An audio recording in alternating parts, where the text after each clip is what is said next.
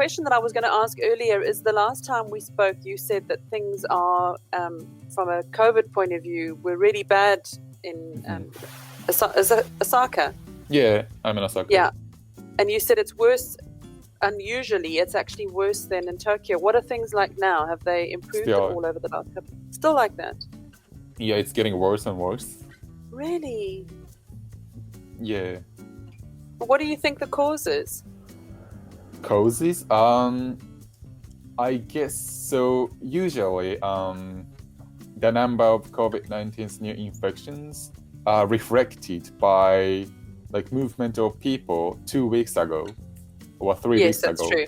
It's usually 2 weeks behind. Yeah, and then now it's getting worse, and then the core reason of that is definitely that in the end of March and then in the beginning of April, we had a lot of movement of people because of people went to see cherry blossoms, and also the April is the new school year in Japan, so a lot of people have to move to other cities, or they have just I don't know, go to another city or something. So I think that's the biggest reason. Mainly movement, sort of migration, actually. Yes.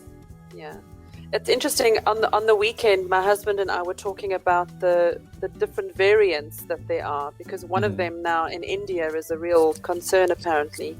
But as long as you have people moving, you are going to continue to have variations, because the virus in one country is going to adapt slightly differently to the virus in another country.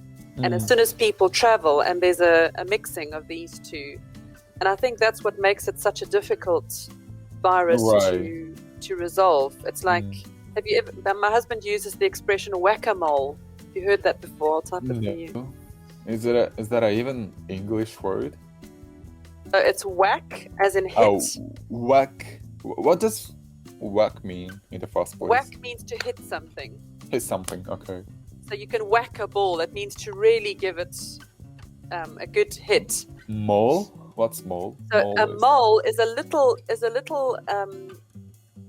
mammal that lives underground. Okay. And every now and again, it puts its head up. It's an animal. Oh, I know, yes. So there's a well-known game that it's just an old-fashioned game where the idea was that you would play with a bat and a fake mole, not a real mole, but would keep coming up, and you have to try and hit it at the right time. Kind of popular in Japan, in the arcade or something.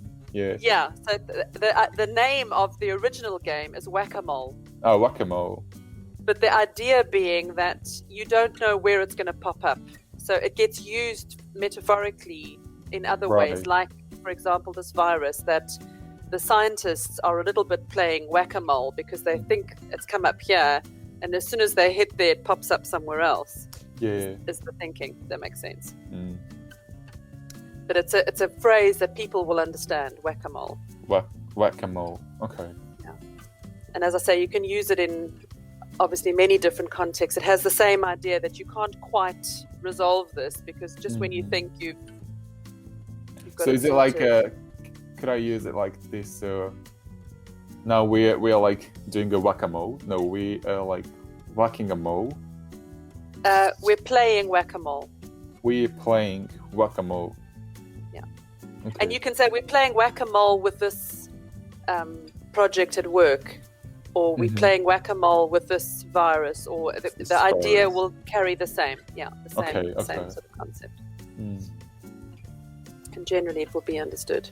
It's funny to think that a game can have developed a phrase that people know. I've never even played whack-a-mole, but I know what the phrase means. Okay. Well, have a good evening. Nice to see you. You too. Bye. See you later. Thank you.